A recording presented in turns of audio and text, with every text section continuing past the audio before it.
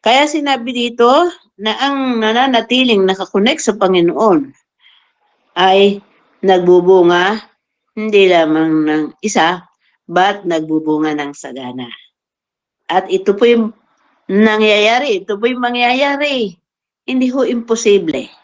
Kahit tayo ay anong edad, kahit anong kalagayan natin sa buhay, kapag tayo connected, automatically, merong pagbubungang gagawin. Kung ayaw mo magbunga at dahil lang sa sarili ka lang lagi nakatingin, puputulan ka ng mga dahon, puputulan ka ng mga pag-uugali, hindi karapat-dapat sa Panginoon.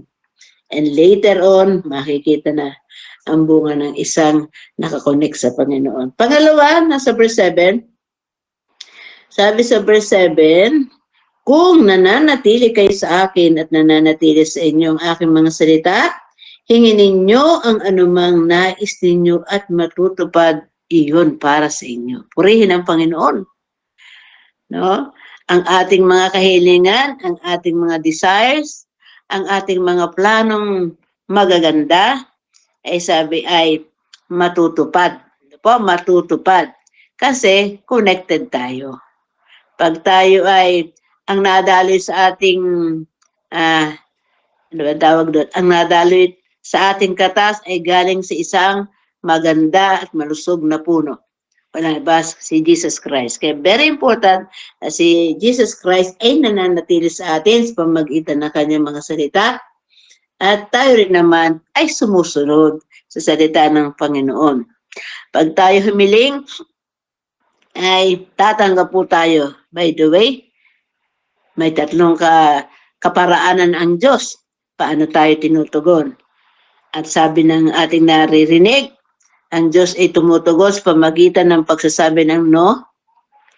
At pag no po ang sagot sa atin ng Panginoon, ay magpasalamat tayo.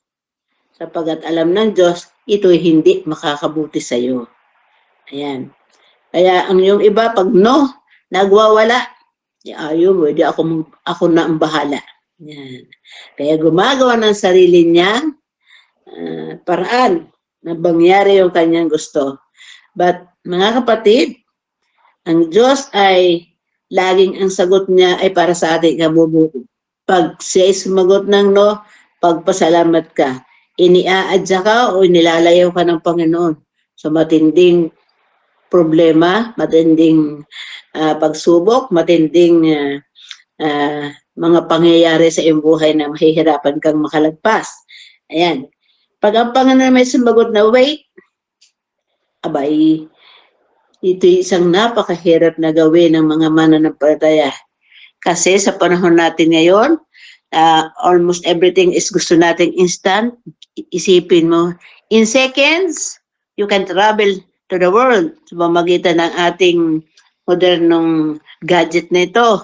Pagkatapos paghihintayin ka ng 1 taon, 2 taon, ay parang sa panahon ngayon, bibihira ng tao ang maghihintay pa. No? Kaya, pag sabi ng Panginoon ay maghintay ka, wait, ay magpasalamat ka sa Panginoon. Sabi nga ay, in everything, ano po, merong purpose ang God.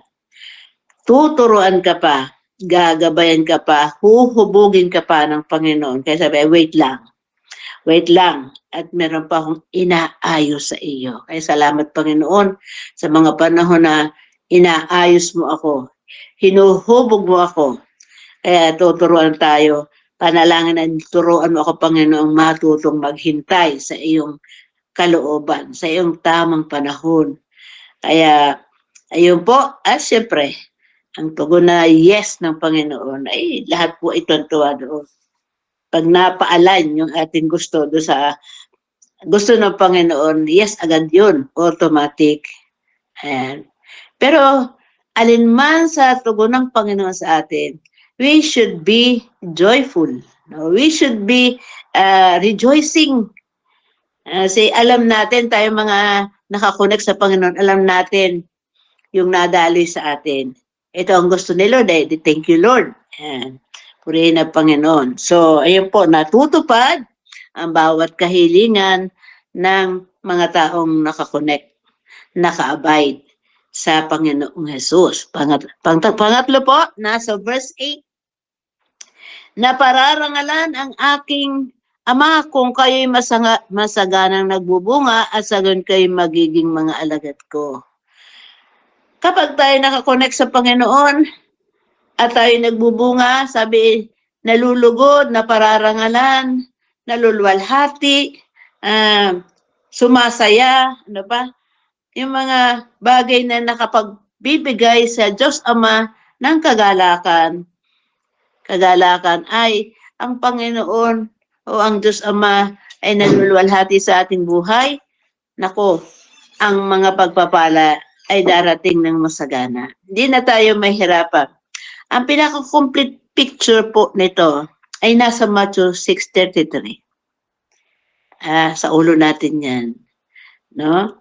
Sabi, hanapin mo na pag sumakita nating pagharian tayo ng Diyos. Yan. Lokoban tayo. Puspusin tayo. Ano ba? Word pang pwede natin gawin. Pangunahan tayo. Ayan, kontrolin tayo ng Banal na Espiritu. And automatically, kapag tayo kontrolado ng Banal na Espiritu, sabi ito, ang magiging desire mo ay mapaluguran ang Ama. Magiging desire natin, tayo ay puspos ng Banal na Espiritu, nasa atin ang paghahari ng Panginoon. Wala tayong nang iisipin pa kundi yung maparangalan ng Ama, maibigay natin sa Diyos Ama ang ating buhay, ang ating paglilingkod. Kaya naman, atin na pong sikapin, atin na pong pagnasaan, no? Panginoon, tulungan mo akong manatili sa iyo.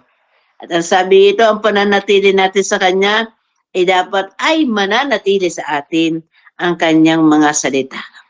Mananatili sa atin ang Kanyang salita. Ibig sabihin, uunawain natin at susundin ang Kanyang salita. Purihin ang Panginoon.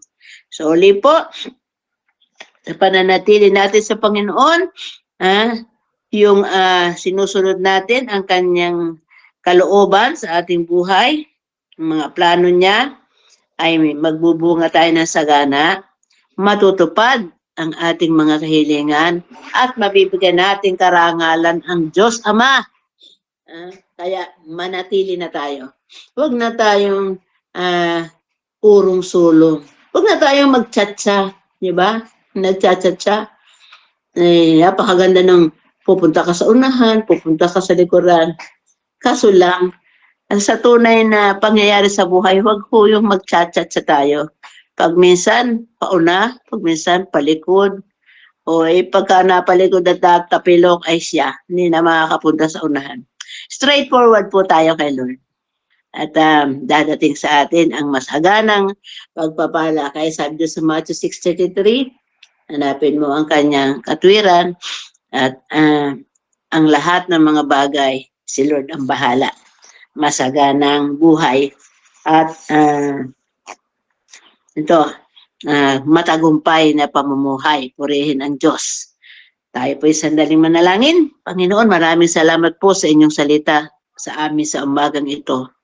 Tulungan nga po ninyo kami, Panginoon, na ang mga buhay namin ay lagi namin i-connecta sa iyo. Ang mga salita mo ay siyang magkukonekta sa amin na magawa namin ang iyong kalooban, ang iyong gusto. At kapag kami ay konektado sa iyo, makikita sa aming buhay ang bunga ng Banal na Espiritu. Makikita sa aming buhay ang isang mabunga na pakikipagrelasyon sa iyo. Mga kaluluwa din ay aming maakay sa iyong harapan at makapamumuhay kami ng matagumpay, masagana.